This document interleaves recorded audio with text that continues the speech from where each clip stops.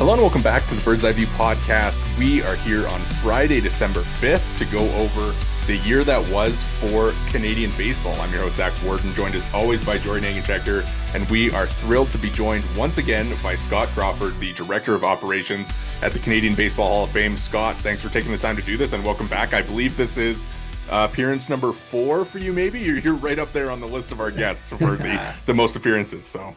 That is great. I hope to stay near the top, and let's have number 5 soon after this one. So we always talking baseball is a good thing.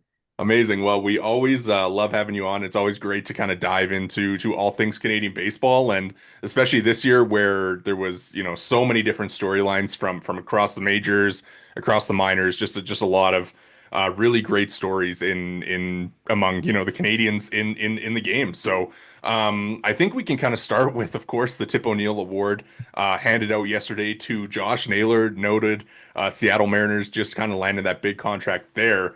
For you at being at the director of operations and kind of leading the charge with these announcements, what was it about Naylor's year that you think kind of earned him this honor and had him taking home the Tip O'Neill for a second time?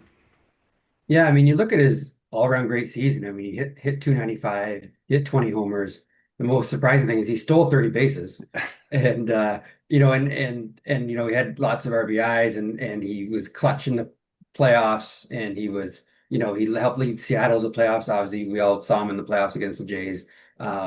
Just the fact the season he had. I mean, you look at with the 20 homers and 30 stolen bases. That's the second Canadian to ever do it, other than Larry Walker, which is hard to believe he's in Larry Walker's category of greatness. And then, but the fourth first baseman ever in Major League Baseball history to complete 20 homers and 30 steals in one season. So it's obviously very rare what he did. And it was another great season by Josh, and he's now the seventh Canadian to win it multiple times. So it's pretty great. Yeah, super cool. I think the stolen base thing, it's obviously like super unique because he's not exactly like the fastest guy in the world. And it just kind of speaks to kind of the baseball IQ really that he brings. I kind of guess with him, heading back to Seattle, I wonder kind of what your reaction was there. And, obviously it'd be big contract, 5 years, 92.5 million, I believe was where it landed. And, just one of the bigger contracts in for a Canadian ever. What did you kind of make of him returning there? It seems like a pretty good fit. Yeah, it's a great fit. I mean, Seattle has an amazing team. Obviously, we've seen them for the last couple of years, sort of building and building. They have great pitching. They always lacked a little bit of hitting, and now with Josh in the middle of the lineup, and we can't forget about Canadian Matt Brash in the eighth inning with that slider he has that's unhittable. Seattle's a good team. I mean, Josh wanted to go to a team that he felt comfortable with. He obviously did. He hit 299 when he was in Seattle, and I think that park's one of his best hitting parks in all of baseball, which is rare because it's not known as a hitter's park. But obviously, it works for Josh, and obviously his wife and new baby obviously like Seattle as well, and I think it's important for him to find a team that he was comfortable with. I mean, he's been obviously with Cleveland and Arizona. Well, started with San Diego, drafted by Miami, so he's moved around a bit. But now he's got some stability in Seattle for the next 5 years on a winning team that's going to be competing in 2026 and beyond. Yeah, it's really exciting, absolutely. And you mentioned it as well that the seventh multi-time winner, he's really kind of established himself as one of the real faces of Canadian baseball. The Naylor family, even as a whole, really, as kind of almost like the first family of Canadian baseball. I would just be curious to hear your perspective on what, Josh in particular maybe has really meant, especially given, the World Baseball Classic just around the corner. Yeah, I think he means a lot to Canadian baseball. I mean, again, he was a first round pick, so all the pressure in the world was on him. A kid from Mississauga, right? First round pick that doesn't happen very often, and took him a couple years to get going as you look at his numbers down the line and whatnot. But now he's like the last 2 to 3 years, he's one of the best hitters in baseball, most consistent RBIs, home runs, on base percentage, batting average.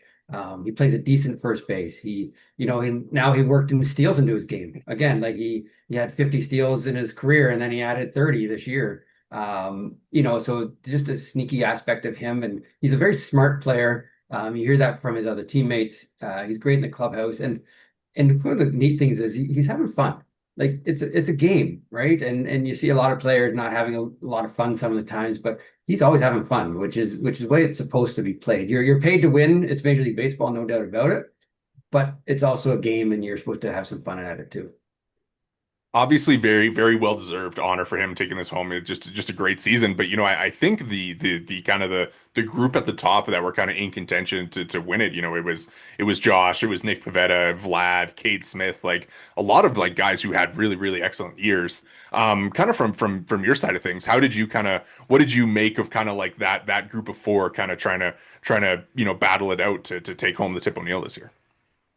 Yeah, I mean, I think any of those four could have won because look at their seasons. I mean, if Cade Smith was only a closer for half the year, he had 16 saves and a two something ERA, or Nick Pivetta was an ERA of two. He won 13 games. He was the number one starter in San Diego. Vladdy, we all know, had a great year with Toronto with his clutch hitting and his RBIs and home runs. It's a great problem to have when there's four amazing Canadians that could have won this award. And that's not even throwing in, Matt Brash Yeah. and Eric Sabrowski and those guys in the bullpen that don't get as much recognition because they're not closers. But you put Brash's and Sabrowski's numbers up with anyone in baseball, and you can argue that they're right up there with the top relievers in baseball. And so it's a good thing that there's a lot of Canadians playing well, and it makes for a bright future.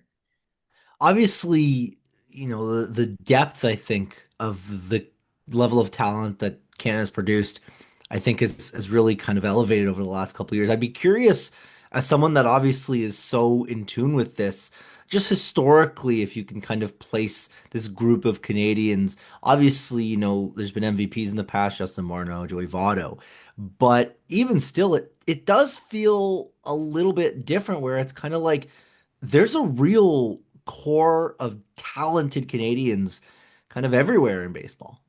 There is. I mean, there were 22 Canadian-born players in the big leagues this year, right? That's the most since I think 2011, if I'm not wrong. But even at least in over a decade, it's the most Canadians we've had, and it's just growing. And there's guys in Double A and Triple A that are going to be in the big leagues next year, so the number's going to keep growing. And we're kind of a young core. I mean, with Votto and Paxton retiring the other year, that's sort of they were the two veterans, right? Now I guess Pavetta's the veteran at 32-ish years old.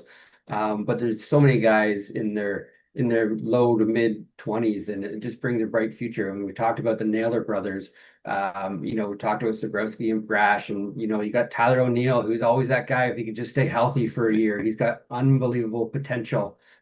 He's won two Gold Gloves and hit 30 homers already, but he just has that trouble staying healthy. But Tyler O'Neill, I think every year could be the breakout player of the year for Major League Baseball. He's got so much talent, and there's just a long, long list of Cal Quantrill hopefully has a comeback year. Mike Soroka has lots left in his tank because he hasn't really pitched a lot in the last couple of years because of his injuries. But Soroka is still young, so there's a lot of young talent for sure. I do kind of want to, dive into some individual seasons before we kind of move on to that. Obviously, we had the Tip O'Neill announcement, and before that we have the Jack Rainey announcement with Hazel May winning that. Obviously, very exciting. Both Jory and I, obviously, working at Sportsnet, very cool to see that. And of course, Hazel's so popular across the country. Everybody loves Hazel. I wonder if you can just kind of speak to her taking that home and maybe some of the reception that you've seen for her in winning that this year. Yeah, well, she said she was really busy that day, so that's a great sign. She said she was overwhelmed with all the people that were texting her, calling her, emailing her, saying congratulations. She's so well loved in the sports world. She does an amazing job. She's been with the Jays obviously a long time. She went to the States for a little while and came back, and but she's loved, and she does an amazing job. Like she knows the right questions to ask. She knows when to step away from a certain question. She knows how to deal with the players. She knows how to avoid the Gatorade jug now that gets dumped on her head a few years ago. And it's just, it's a lifetime media award.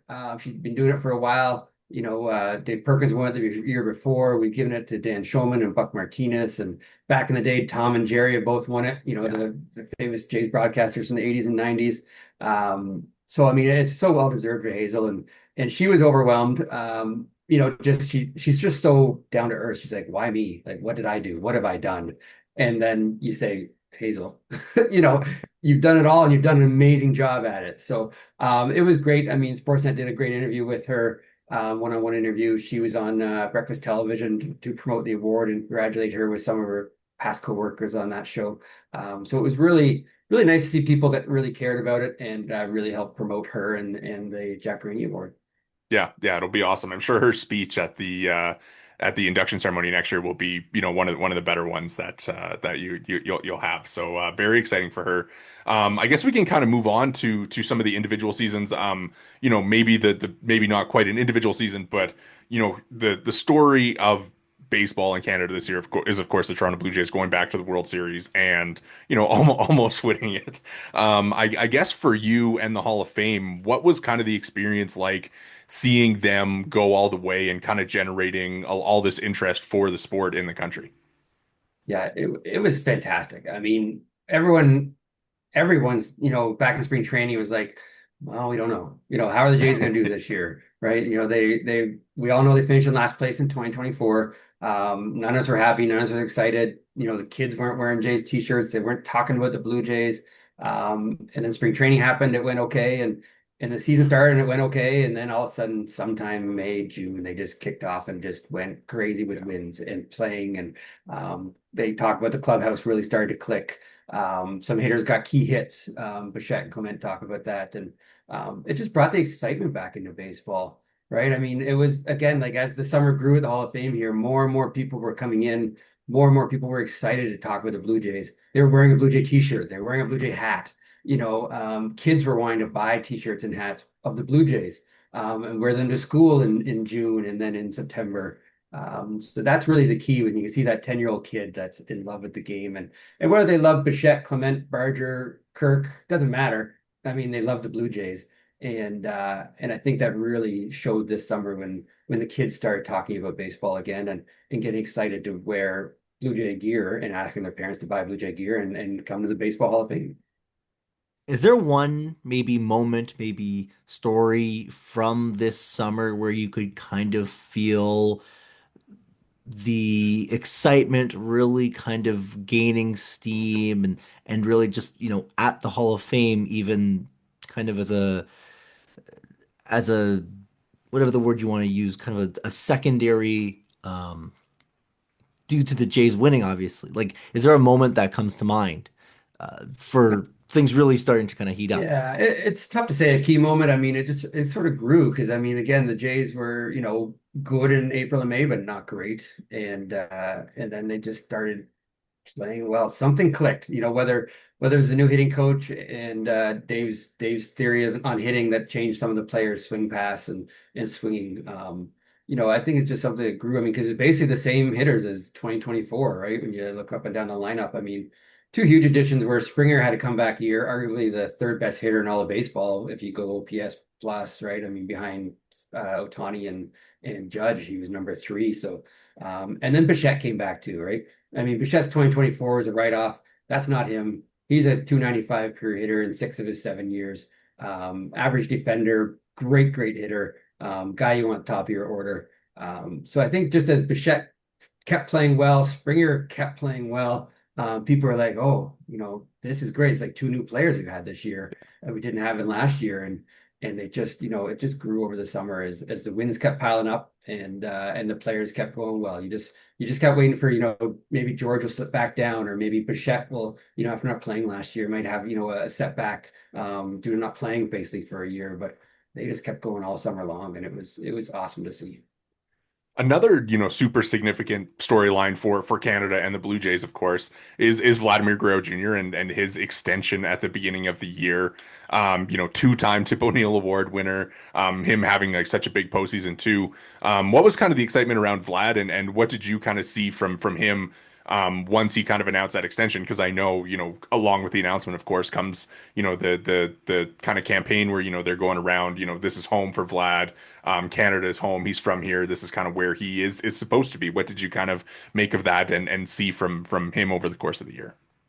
Yeah, I mean, there was a lot of pressure when you put your name on a $500 million contract for the rest of your Yeah. life, basically. I mean, he's going to be 40, I think, when the contract's over, right? So I mean, who knows what he'll be doing when he's 40. Hopefully he's still hitting baseballs for the Blue Jays. But it's one of those deals where, it's a good deal. It had to be done. It is a long deal, but I mean that's the going rate for superstars in the game. I mean, Ohtani signed a long one, Trout signed a long one many years ago. I mean, A-Rod many years ago. These guys are just the best of the game. And his season was good. I mean, it wasn't as great as 2021, obviously, when he went second in MVP, and then 2024 he had another breakout year. But I mean, if he can give us 25 homers and 90 RBIs and hit 290 and play, good defense every single year, I mean, what more can you ask? I mean, it's hard to hit a baseball, and to hit it over the fence is extremely hard too. And you look at the hitters. I mean, the National League batting title was won by Trey Turner, I believe, and he was the only guy who hit 300 in the National Yeah. League. So it's hard to hit when there's only one guy in the National League that hit over 300. In the American League, there's only, I think, three, with Bichette being one of them. So I mean, it's hard to hit in the big leagues, and he did a great job. And he was an all-star again this year, and hopefully again, I say, for the next 10 years or more, he's our focal point. He's our main guy. So we need him healthy and playing every day. And there's something, of course, to be said about the fact that he is born north of the border, that he is, the face of the Blue Jays and has such deep Canadian roots in that respect. Yeah, I mean, he was born in Montreal. His dad was a Great Expo back in the day when Vladdy was born, and his dad's in our Hall of Fame for his Expo days here. It was one of the best Montreal Expos ever. Yeah, Vladdy was born here. His belt has a Canadian flag on it right beside his Dominican flag, so he shows both countries. We all know he grew up in Dominican, so I mean Yeah. that's his lifestyle. It's where his parents are, his dad is, his family is. But he definitely loves Canada, and shows it off in all kinds of ways. What did you think of the Expos doc on Netflix? It was good. We had a little watch party here at the Hall of Fame. I mean, Nice. infield the Montreal Expos, and Netflix always obviously does always great jobs with their documentaries. It was interesting to watch. I mean, again, knowing most of the story, a lot of the story, and obviously knowing how it ends is Yeah. sad. But it was good to see, some of the interviews that we hadn't seen, and some of the faces you recognize from back in the day that now, that you're like, oh yeah, they were involved back then, and did certain things. And it was sad to see. I mean, the Expos are still so popular. I mean, it's been 21 seasons now since the Expos left in 2000, after 2004, and people come in the door every day and still want to talk about the Expos. I mean, they were the first team, right? I'm big on the first. They were the first team in Yeah. Canada. They had the first superstars. You can go down the list, with Raines and Dawson and Wallach and Steve Rogers and on and on and on. Of course, Larry Walker and Vladdy later and Pedro later. But the Expos are dearly missed, and it's always interesting to hear them in the news. Well, you think we'll ever see an Expos 2.0? Just from your heart, just from your heart.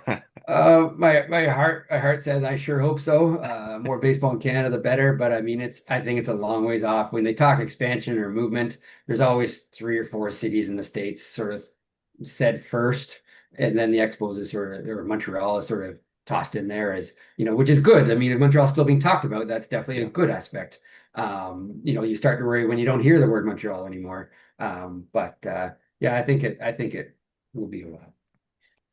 Fingers crossed. Eventually, Yes. maybe one day Yeah. we'll see it again. But we can kind of move on, I guess. I think one of the more encouraging stories in Canadian baseball this year as well is Nick Pivetta and the way that he pitched for the Padres coming off, the big free agent deal that he signs there. He finishes sixth in NL Cy Young voting, really kind of. I think with Pivetta, we've kind of been saying, like there's potential for him to kind of be this frontline starter, and it just kind of hasn't like turned out for him yet. And then this year he comes out and it's a 2.87 ERA over 180 innings, like racking up the strikeouts like he always does. How cool was it to watch him kind of finally put it all together in a new spot and kind of take a role as a staff ace and then pitch as well as he did in the postseason? Yeah, I mean, he's in the same pot as Tyler O'Neill, right? You Yeah. just both of those guys, there's so much talent. He's got such a good arm, Pivetta does, but he's never put a full season together, whether it's injuries or just slumps, in the pitching categories. But he finally put that full season together because he's done glimpses. If you look over his career, he's had months at a time where he's like an all-star, and then he struggled the next month. Then he's been an all-star, then he struggled. So every year I'm thinking like this has got to be the year for Nick. He's been around for a while. He's a veteran. He's been with Phillies and Washington, and now with San Diego. He's just started with Boston the year before, but now with San Diego, and he's just, it was so great to see him put a whole 6 months together, 30 starts. and really lead the franchise and lead the Padres. I mean, it's tough, that division. I mean, Yeah. with Arizona, San Francisco, the Dodgers, of course, and the Padres. It's a really tough division in the West, and he would have faced those teams a lot. And he held his own. Obviously, like you said, his ERA under three. I mean, again, look at the short list of pitchers with ERAs under three, right, and six in Cy Young. So his season was unremarkable, and you just hope he'll be the staff ace going into spring training next year with the Padres, and so he hopefully has the confidence to put together a string of good years now in a row. The staff ace won't be Dylan Cease anymore. No, we get to have him for the next 7 years, so he's all ours now. Well, I was also gonna say, I mean, he's another BC guy. There's all these kind of like superstars coming from out west, eh? Where's the East Coast aces? Yeah, I don't know. I mean, Paxton was it for a while, and now Pavetta, and Mike Soroka's from Alberta. We just need Cal Quantrill to turn around. He's an Ontario boy from Port Hope, so we'll chat with him and get him to get Ontario back at the top. We'll get to Jonah Tong as well here eventually, but also, Pavetta setting the Canadian record for strikeouts in the postseason this year with the outing that he had for the Padres against the Cubs. I think it was nine strikeouts in that game. Really, really incredible performance, even though the Padres, of course, go on to lose that series. Is it, I know he hasn't like pitched in a lot of individual postseasons, but he's getting to the point where he's pitched a lot of postseason innings based on, the run that he had with the Red Sox in 2021. Would you kind of like characterize him as like the best Canadian postseason pitching performer? Oh, that's a tough one. Yeah. Let me get out my stat book. Um, I mean, he's getting up there. I mean, again, you need to get a few wins under your belt. Yeah. I was really hoping that he would win this year. I mean, I think he went 5 innings and struck out nine, if I recall, like you said. He's proven that one thing about your career is you got to pitch well in the playoffs. You got to get in the playoffs, which is much Yeah. easier now. Of course, like Fergie never played in the playoffs, right? Because back then it was much harder, and he Yeah. was on the Cubs a lot of years, which struggled. But it's relatively easy. Half the teams make the playoffs almost now, so you really got to get past that first round. And and again, being with the Padres for the next few years, I mean, he's got as great a chance as anybody. I mean, the Dodgers are always going to be a powerhouse. We know that, but the Padres are an amazing team as well. So I suspect next year he'll be building that postseason resume again, and as he keeps going, I mean, he strikes out so many hitters. I mean, Yeah. he moved into third all time for strikeouts this year. We actually got the ball from the Padres for Oh, him when he moved nice. into third all time. He just has Dempster and of course Fergie to pass. He's got to get over 2,000 to reach Dempster and over 3,000 to reach Fergie. So not that he couldn't do it, but it's going to be a few years before he gets there. So we're pulling for him, but that was a great artifact to get to our collection was the third when he Yeah. passed moved into third place all time for strikeouts by Canadians. So he's growing to be a legend, that's for sure. Yeah, that's super cool. Kind of the whole postseason, obviously the Blue Jays, of course, doing what they're doing, Vlad doing what he's doing. But there's kind of Canadian storylines, I think, across the playoffs. It was Pavetta. We mentioned Naylor and Brash. Cade Smith and Sabrowski with the Guardians. Of course, Bo Naylor there as well. What was it kind of like for you? Kind of trying to keep track of like all these different Canadians. I guess seemingly like almost every game there was probably a little bit of Canadian flavor in October. Yeah, and that's the best part. I mean, I always look down to see, I'm cheering for the Jays number one, and then who else is going to be in the Yeah. playoffs, right? Do they have a Canadian on their team? Because we want to follow them, promote them, cheer them on. So when I saw Cleveland made it, that is great. That was three more. Seattle made it. That was two more. And you go on and on down the list. Pavetta with the Padres we talked about. So it was really exciting to have so many Canadians because every series there was one, or every night there was one, and you could really, cheer them on or promote them on. I mean, obviously, Seattle went for the longest run until they not hit up against the Blue Jays. But Brash and Naylor had a great season. Cleveland was out quick, unfortunately for those three fellas, but they all have a bright future with Yeah. Cleveland. I mean, Bo catching Smith and Sombrowski is going to be great this year and years to come. But yeah, and of course Rob Thompson cheering for our Phillies Yeah. manager. Yeah. Right, I told Rob I was hoping for a Phillies Blue Jay World Series, and then I'd have a hard time, because Rob lives Yeah. about 10 minutes from the Hall of Fame in the off season. So I told him let's go Phillies Blue Jay World Series just like the old days, and he said that sounds great. And then unfortunately, the Phillies didn't make it and the Jays did. And but I always Rob Thompson, one of the nicest guys you ever meet. He would have been great for him to win manager of the year. Yeah. Great for him to be considered. He's another guy like Hazel who's just so like, what have I done? What do I do? I'm just doing my job. I'm just an average person. And Rob Thompson's not. He's in our Hall of Fame. He's one of the best managers in baseball. Obviously, he was top three in manager of the year. He's led the Phillies for the last 4 years. He coached with the Yankees through the dynasty for 25 years. If you can go through the Yankees dynasty for 25 years and survive that, you know what you're doing. And then he went on to Philly, obviously, the last few years and done a great job. They gave him an extension, and Rob's a Canadian legend as well. Absolutely. I do want to go back just a tiny bit here. Cade Smith, we mentioned him, really has established himself as, I think, probably one of the preeminent closers in baseball at this point. Probably a top three closer. I don't think that's too outlandish to say. I mean, like I think it was last year. I almost half jokingly said he's the best Canadian closer since Eric Gagne, and now all of a sudden I'm actually not sure if that's so outlandish to say. Yeah, no, I mean, he's going to get a great opportunity this year. I mean, obviously, Class A has his off the field things going on, and he's not going to be pitching. So I mean, and again, like Smith, his last two seasons have been amazing. Like, we met him. He came to one of our events, induction weekend that we held in Toronto, and I met him for the first time a couple of years ago, and he's one of those guys that's just like down to earth, normal guy who happens to throw 99 miles an hour on the mound, but you couldn't tell. He just came to the event. He was just a shy, quiet guy standing in the corner. And then I knew what he looked like. So I went over and talked to him and he just like, thank you for inviting me. This is so great and such an honor to be here. And I'm like, it's kind of the opposite. It's an honor to have you here at our event. And he's just a great fella. And I'm going to be so excited. I mean, if he gets to close full time for Cleveland, which he should, and it looks like he will, I mean, as long as Cleveland can win some games, he's going to get right up there. He's going to have 30, 40 Yeah. saves. And I mean, Eric Gagne holds a single season record with 55, I believe. But Axford saved 40 one time. And so he's going to be right up there for single season leaders, as assuming Cleveland obviously can win 80, 90 games and have a good year as well.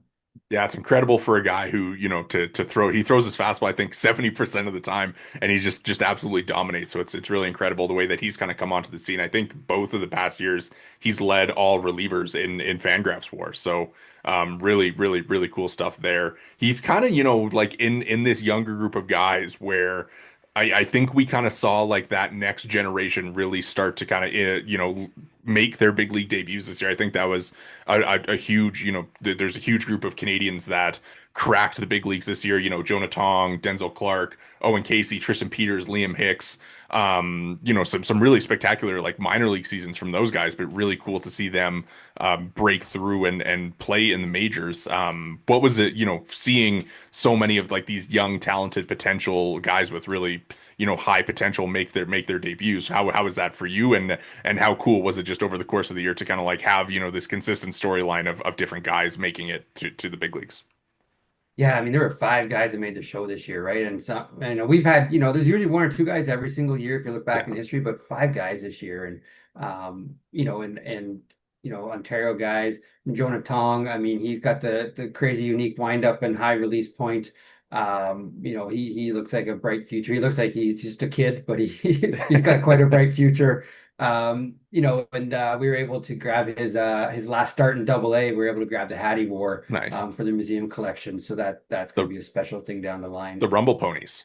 Yes, yep, the Roll Ponies hat that we have that he wore. And like Owen Casey would have been in the big leagues 2 years ago if he wasn't on Yeah. the Cubs. He's got so much potential. He's crushed the ball in Double A and Triple A 2.5 years now, but there's just no room in the Cubs outfield. And hopefully now with Tucker, hopefully not re-signing with the Cubs, that's going to sort of hand right field to Casey. And he can't do any more in Triple A. He's slugged almost 1,000 in Triple A the last couple of years, or at least 950, and Yeah. with his OPS. And he's got a great arm for right field. I remember Owen when he was playing here at the Hall of Fame with the Pirates, Fieldhouse Pirates. Was just a kid, and now he's in the big league. So he's one of my favorites that we like to watch here. And Liam Hicks, I mean, rookie catcher, he caught all year, Rule 5 guy, right? And you think Rule 5 guys are, never obviously he played Double A and whatnot, but is he going to stick? Is he going to stick? And as a catcher, like, is he going to stick? Catcher is the hardest spot in baseball, and he played all year. He played a little bit first, a little bit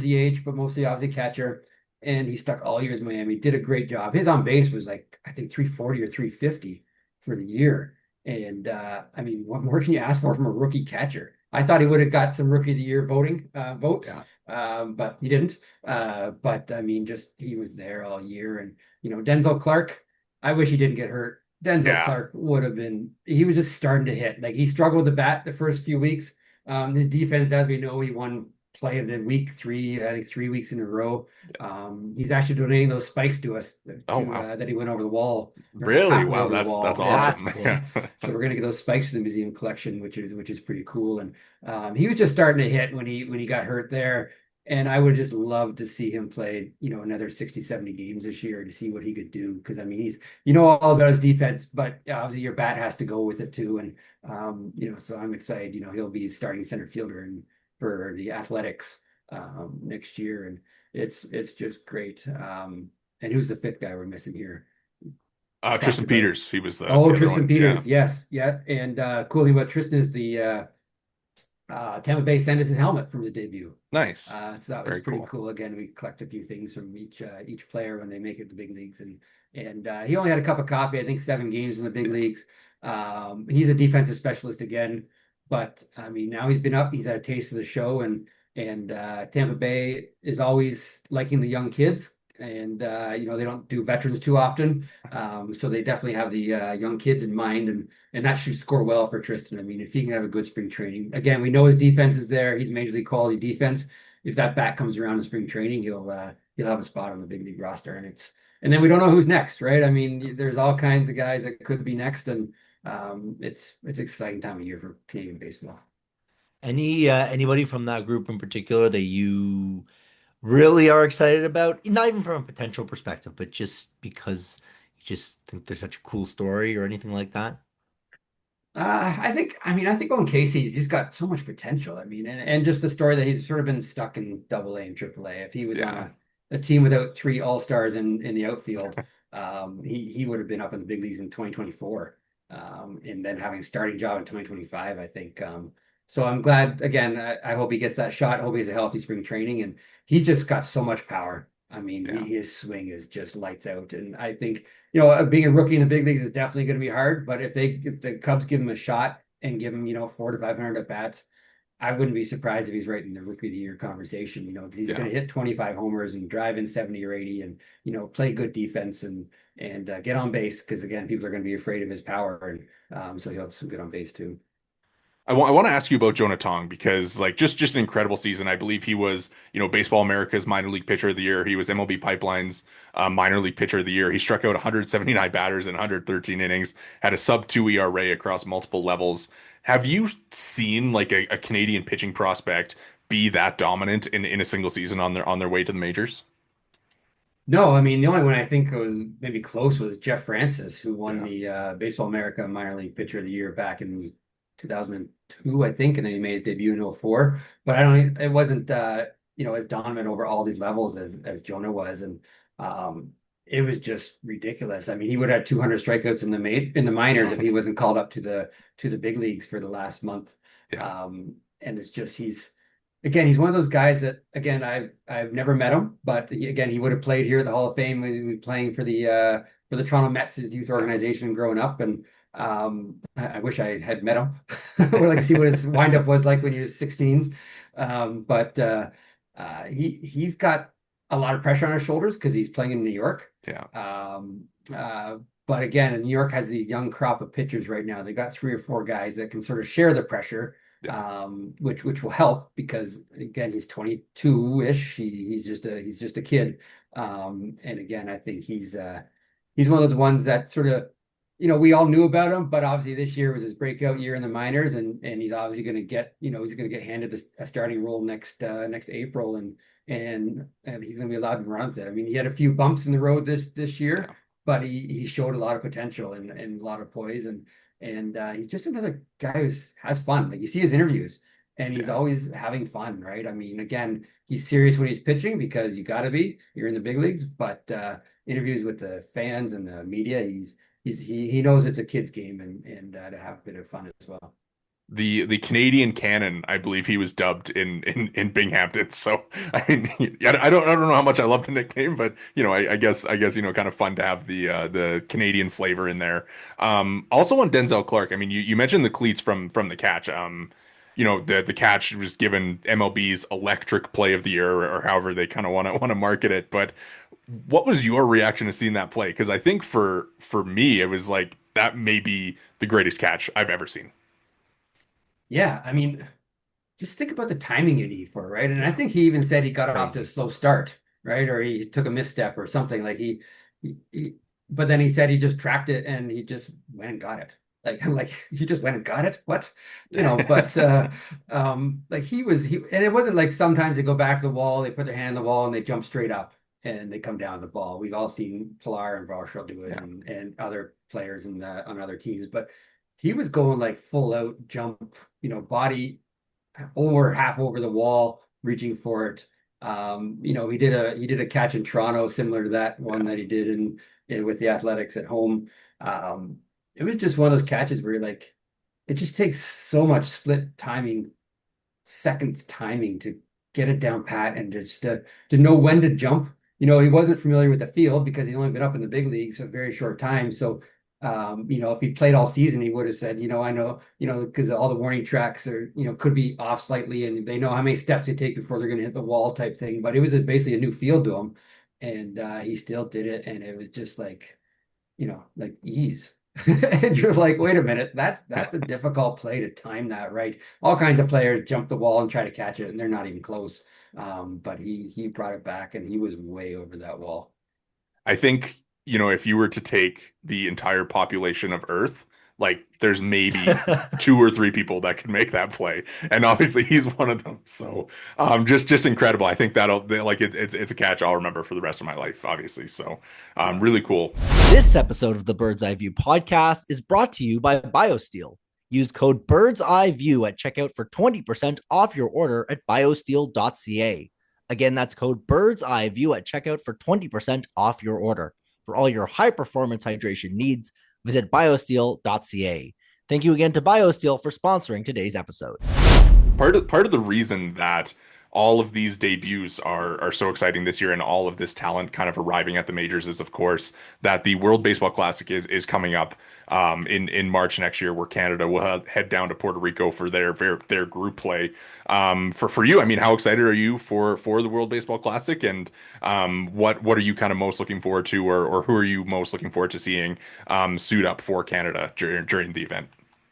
Yeah, I mean, the WBC is the best. I mean, I can't wait. It's been so Yeah. long since 2023. It's country versus country, which is so cool. I mean, I like the Olympics and whatnot too. But this is like, and I'll speak to Canada in a second, but like when Dominican plays Puerto Rico Yeah. or Cuba plays Venezuela or those Latin countries are so intense. We think we love baseball. We think we're into it. We got nothing compared to those countries down there. They are intense. They are rivals. They get excited. They dress up. They bring horns. You know, they are pumped to play each other, and it's a big thing if Dominican beats Venezuela or Puerto Rico beats Venezuela or Dominican or whatever, right? I mean, we see it. So that's why I love the WBC so much. It's such the excitement, and it doesn't happen all the time. For Canada, I mean, we got one of our biggest lineups ever. I think because again, we have so many guys. 22 played in the big leagues this year. The rules allow fellas like Freddie Freeman to play for us, and possibly Talion and Otto Lopez, and because the rules of citizenship and parents and all that stuff that under the rules. So we have a lot of guys. My one little concern is a lot of these guys are going to be trying to make their big league club. And the five rookies that we just talked about, Casey and Tong and Hicks and Peters and Clark, and go on and on. I mean, you think some of the veterans like Cade and Dombrowski and both Nailers and Freeman at first, and hopefully Otto Lopez at short and Edward Julian. But again, like Edward Julian's going to be trying to make the Twins, right? Yeah. And Otto Lopez should have a locked up spot with Miami, but you never know what Miami does in the offseason. Pivetta, again, he's doesn't have to worry about making the Padres. He's the number one starter, but again, so he should be our number one starter. Cal Quantrill is going to be looking for a spot in the big league. So we got a whole bunch of awesome talent. they all need to play. I hope they all play. Yeah. And then we can compete with any team. And you look at our bullpen. I mean, if Kate Smith is closing and you've got hopefully Romano's back healthy, you've got Brash, you got Sabrowski, um, you got all kinds of players I'm forgetting. But even some of the young starters, because they're not teams aren't going to want them to throw a lot of innings, so they might be put in the bullpen role from a Tong or whatnot, who if he can go from the Mets and play. So I mean, our bullpen will be our strong suit, and but a tournament like that, you need it because the starters can't throw many pitches. I think they're Yeah. limited to 30, 40, 50, 60 pitches. So that could be like 2 or 3 or 4 innings, right? So you really need a strong bullpen, and I think we have a ton of bullpen guys, and our hitters, if we can get them, Tyler O'Neill can play, and then others we will stack up with any of the teams in that tournament. Well, I mean, well, here's their pool. They're in Pool A. They're going to be competing with Colombia, Cuba, Panama, Puerto Rico. Obviously, Cuba and Puerto Rico, I think probably the safer bets to come out of that pool, but by no means is that out of reach as an opportunity for Canada to advance to the knockout stage. Yeah, no, not at all. I mean, we've been unlucky in some of the tournaments, and we've had tiebreakers that have gone against us to advance the second round. Some years we've struggled, some years we've been right there. Those darn tiebreakers, crushed our hopes of one year. Yeah, I mean, Puerto Rico. You said Puerto Rico, Puerto Rico. Yeah, they're one. Yeah. Yeah, they're Yeah, Puerto hosting that Rico and pool. Yeah. Cuba. Yeah, I mean they're going to be two strong suits. Cuba isn't nearly as strong as they used to be back 10 years ago. So I mean, and again, the Puerto Rico, it depends who can play, who can't play. But definitely we should be we shouldn't be an underdog in that Yeah. division. That's for sure. And people should be talking about us as easily the number one or two seed in that pool. 2023 was kind of, a coming out party for, the likes of Edouard Julien in that tournament. And, I think back too, like, it was Mitch Brad, Denzel Clark, Owen Casey, kind of a lot of these guys, getting their kind of first taste of play at this level and kind of, introducing baseball fans to them before they made it to the big leagues. Is there kind of anybody that you can see kind of being that type of breakout star for Canada this year? I think a guy. I think a lot of those guys who didn't really play back in 2023 very much because they were kids. I Yeah. think you don't hear a lot about Mitch Bratt. I think Yeah. he's kind of that sneaky lefty that could really, be a valuable guy out of the pen. He's with Arizona now, Yeah. I believe, in their minor league system, and but he's definitely an up and comer to watch. He sort of got hidden behind Jonah Tong and Matt Wilkinson the other year, who had a really good year in the Cleveland organization. But Mitch Bratt's had another really good year this past summer, and he's one to look at. But you also look at guys like Dylan O'Ray Yeah. with the Brewers organization. I mean, he didn't play much this year because of injuries, but he was an elite player in the Arizona Fall League last year. He's not ready to break the big league roster, I don't think, in Milwaukee, unless there's a lot of changes. So I mean, he could be one that his speed is lights out. I mean, you take him, you bring him with you, you give him some major league or big league baseball Canada experience with Greg Hamilton and the coaches, and you need that stolen base in the eighth or ninth inning. I mean, he stole over 50 bases in 2024. Right. I mean, so I look at him as someone that could really be a key, either defensive guy in the late innings or go in and score a run on a single from second or from first, and hit one in the gap and score, or steal that base. So he's one I'd look out for. Yeah, it's going to be exciting. It's like you said, the World Baseball Classic is so fun, and the fact that we only get it every 4 years, or I guess it's every 3 years now, is really kind of just adds to the excitement of it. So it'll be super cool to see who's there, who kind of breaks out, and who we get to kind of learn a little bit more about during that time. We've kind of gone a little bit over the time that I said that we were going to keep you for, but I did want to ask you a little bit about the current free agency because once again, we have a bunch of Canadians who are on the free agent market. It's Mike Soroka, it's Cal Quantrill, like you mentioned. I wonder kind of from that group who you're most intrigued to see where they land, and maybe if you have any predictions of what might be a good fit for any of these Canadian guys. Well, I've always been a Soroka fan. Yeah, I think, like, again, I've known him since he was 16 when he came to the Baseball Canada banquets. I know him as the nicest guy, as family's nice. He grew up in Alberta. Chris Reitsma helped coach him, and Chris is a great fella as well. Soroka finished second rookie of the year so long ago in 2019. He had the bright future as a 21-year-old, and he won our Tip O'Neill Award. And then just the unbelievable injuries he had, Yeah. right? With I mean, I saw the game I was watching on TV when he tore his Achilles, and I'm like, oh no. And then he tore it again, just walking in the dugout, and I'm like, like how often a pitcher come back from that? All the pressure on your knees and your ankles when you're a pitcher is just unbelievable. And and he had a rough year with Chicago the other year, great in the bullpen, but obviously a rough start. I think he was 0-10 on the year, but the White Sox were a bad team. And last year he had hit and misses, and but I think he's again because he had no miles on his arm. Is in the last 5 years he's barely pitched, right? Which is good and bad because obviously you need to pitch to get better and more experience. But I think he's got a lot of years left in that arm, and he's still only I'll say 28 maybe, Yeah. and so he's still a kid, right? I mean he's still because he's supposed to be hitting his prime right now when you're in your late 20s, and so he's one of the key guys. I'm thinking like he could be one of those sleeper picks that has so much talent still, and some team that gets him is.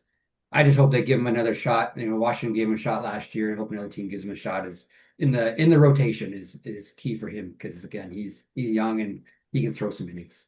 Yeah, we are of course big Mike Soroka fans on this podcast. For me being from Calgary, so hopefully we'll see him back, see him healthy. I think he's the youngest starter on the free agent market this year, so will be cool to see where he lands and kind of what the next step for him is. Before we let you go, Scott, though, I do kind of want to ask you about the Canadian Baseball Hall of Fame and what's up for you guys over the winter and kind of what you guys are looking at here for the next little while before I guess the WBC gets underway. Yeah, well, we're just going to be starting the selection process soon for the new Hall of Famers. We do that sort Right. of Yeah. over December, January timeframe, with the holidays worked in there as well. So we do that process, and we're going to announce that the first week of February on the Thursday that week. So that'll be our new class of Hall of Famers, and with induction day June 20th coming up in 2026. So a couple weeks later than it was this past summer, but say we always usually have it mid-June. So Nice. gonna be June 20th, and it's just getting ready for another season. I mean, we had 1,000 events on our ball fields this year. Wow. We've got 4 ball fields here. They're just packed, and we got all kinds of kids teams wanting to book a day at the Hall of Fame, which is what we really like to do. I mean, we want the kids to play ball, but we call it Day at the Hall of Fame for a reason because we want them to play ball. Then we feed them because every kid likes a hot dog and a hamburger. But then we get them in the museum. It's so important for kids to learn Canadian baseball history. So when we book a day at the Hall of Fame, it's not just play a game, which is important. You got to play the game and then come inside, and then we can teach you some Canadian baseball history. They have to know Fergie Jenkins and Larry Walker, right? I mean, the two Yeah. greatest Canadians ever. So those are the two names I tell them they can't leave the museum without remembering those two names because they're the two legends from our country, along with obviously 280 other players that have played major leagues from our country and all the women's national team programs and that are going on now, and the women's professional baseball league that's starting next year. Yeah. I mean, there are 20 Canadians drafted, right? So Ali Schroeder was the top one, but 19 others were drafted as well, and so that's going to be a very interesting new thing for women's baseball, which is so far past due. I mean, we got hockey, we got Yeah. basketball, we got soccer. Like baseball should have been there 10 years ago. So it's so exciting that baseball has started this. It'll be interesting to watch in the first year. But yeah, no, it's just promoting the Hall of Fame, getting people to know about us, and just booking in people to come visit us during the summer. Amazing. Well, it's an exciting time for Canadian baseball, and you guys do a great job of promoting it, and doing a great job with kind of keeping the game at the forefront of all of our attention spans during the year. And Scott, we really appreciate you taking the time to do this with us once again. As we said, fourth time on for you, and we really appreciate all your time and all your insight. It's always a thrill to have you on and talk a little bit of ball. Yeah, I know. I love it. I love your guys' podcast. It's great, Thank and you. I promote it and share it whenever I can. And have me. I can't wait till you call me for a fifth time. Let's put it that way. So let's talk in the springtime for sure, and we can talk about where everyone's signed and all the things we got right and things we got wrong, and talk about the upcoming season. Sounds great. We'll Absolutely. we'll uh, we'll definitely hit you up for that, and we're looking forward to it. So thanks again, and that is Scott Crawford, the Director of Operations at the Canadian Baseball Hall of Fame. You can find him, of course, on Twitter at CDN Baseball Hall of Fame with the account there for the Hall. That is going to do it for us here today at the Bird's Eye View podcast. Make sure to hit the subscribe and like buttons if you're watching on YouTube. If you're listening along on the audio provider of your choice, make sure to drop a follow and review. You can follow us all on Twitter. I am at Worden_Zach. Jori is at J Negin-Shecter, and the pod is at BEV_pod. Thank you so much for listening.